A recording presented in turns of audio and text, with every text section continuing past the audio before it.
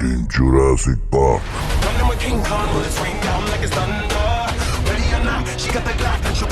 तो welcome back to the channel guys. तो आज हम बात कर रहे हैं जवान वर्सेस सालार ट्रेलर रिव्यू की। तो सबसे पहले बात करते हैं दोनों की बजट की। एक का बजट है 200 करोड़ और वही सालार का बजट है 400 करोड़। सबसे पहले बात करते हैं जवान मूवी की। भाई अगर बॉलीवुड में कोई अगर कमबैक किंग है तो वह है SRK। पहले आएगी पठान, फिर आ रही है जवान, फिर आने वाली है डंकी। भाई पठान ने तो अपना डंका बजा दिया, 1000 करोड़ सोच सकते हो। अभी आने वाली जवान, अभी ये कितना करोड़ कमाएगी ये तो आगे वाले समय में पता चल ही जाएगा। यहाँ पे बात करते हैं डायरेक्टर एटली की। एटली बीइंग SRK फैन, तो आप देख ही सकते हो प्रीव्यू में कि उन्होंने पूरा का पूरा प्रीव्यू ही SRK के नाम कर दिया है। यहाँ पे मुझे तो लग रहा है कि SRK का डबल रोल है। आपको क्या लगता है नीचे कमेंट सेक्शन में बता देना। अगर आप जवान का प्रीव्यू देखोगे तो एक चीज आपने नोटिस की, जवान का प्रीव्यू आया है टीजर या ट्रेलर नहीं। ये होता है बिजनेस, SRK का बिजनेस।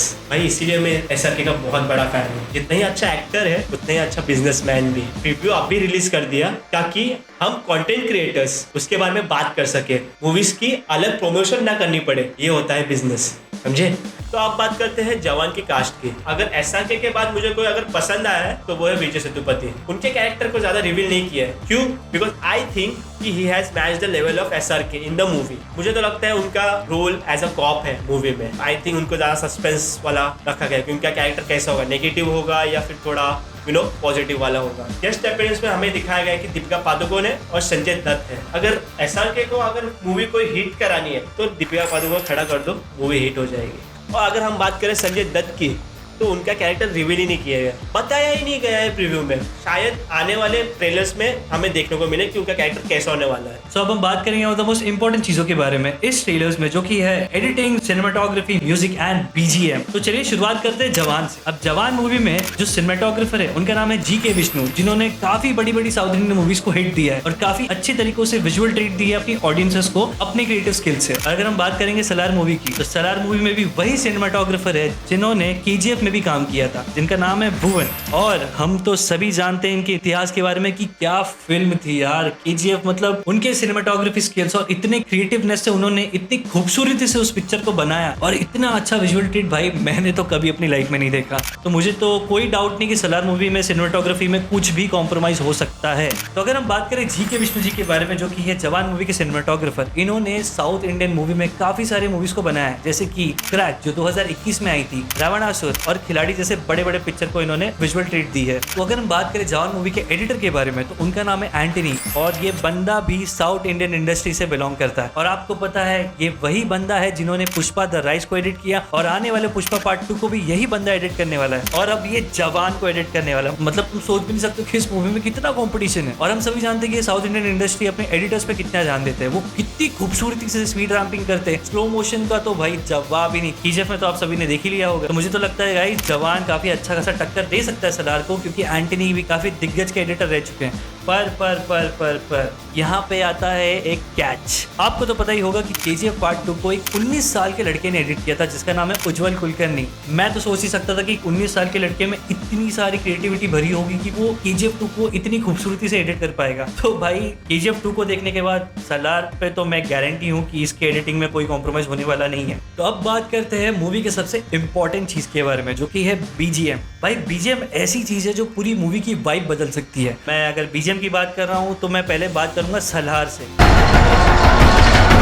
सलार मूवी में जिन्होंने BGM को डिजाइन किया है उनका नाम है रवि और ये वही बंदा है जिन्होंने KGF मूवी में भी काफी सही गूजबम्स वाले BGM दिए थे। और अगर मैं बात करूं अनिरुद्ध जी की, जिन्होंने जवान मूवी में BGM को कंपोज किया है,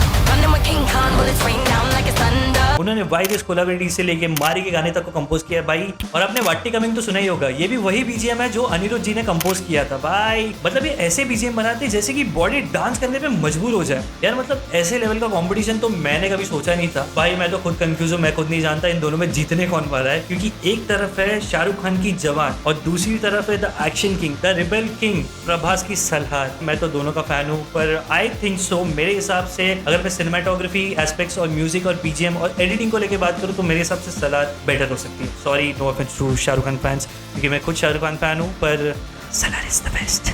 सलार और जवान के चर्चे तो यहाँ चल ही रहे हैं। मैं आपको बता दूं, SRK की जवान का एक सिंगल वर्ड जो कि है प्रीव्यू, उसने तो सलार की तो पूरी धजिया उड़ा दी है। लाइक ये बॉलीवुड में फर्स्ट टाइम यूज किया गया है ये वर्ड। नो डाउट ये मूवी SRK की है, तो इंडियन ऑडियंस में ऑलरेडी उतना हाइपअप क्रिएट हुआ ही है। और बात की जाए सलार की, तो ये ऐसा हो सकता है कि ये प्रभास का आदि पुरुष के बाद का कमबैक हो, बट जो सबसे ज्यादा कैच दे रहा वो है सलार के टीजर में पृथ्वीराज का दिखाना। मुझे तो यही क्वेश्चन है, क्या यही फाइनल विलन है? क्योंकि देखा जाए तो सलार मूवी के और KGF के डायरेक्टर सेम है। तो जैसे कि आपने देखा ही होगा KGF में कितना ज्यादा सस्पेंस क्रिएट किया था अपने विलन को लेके, तो यहाँ पे भी मुझे यही डाउट है कि सलार के विलन पृथ्वीराज ही है या कुछ और होने वाला। बिकॉज आपको भी पता है सलार के 2 पार्ट है। फर्स्ट पार्ट का नाम है the cease fire. Cease fire मतलब हुई एग्रीमेंट। तो आपको तो पता ही होगा KGF में 3 साल का एक काउंटडाउन दिखाया गया है। क्या वही काउंटडाउन, क्या वही 3 साल ये सलार में दिखाए जाएंगे? हो सकता है कि सलार का कोई ना कोई कनेक्शन हो KGF के साथ। तो हमें ये तब पता चलेगा जब ये मूवीज होगी रिलीज। आप इस लड़के को जानते ही होंगे, ये वही लड़का है जिसने KGF में अधिरा से लड़ने की हिम्मत की थी। क्या ये वही लड़का है जो सलार में प्रभास बनकर आया है? आप तो जानते ही होंगे वो सीन में अधिरा ने वो लड़के को मारते हुए नहीं दिखाया, डायरेक्टली लाशें दिखाई थी जो भी मरे थे। उसमें उसकी माँ भी आती है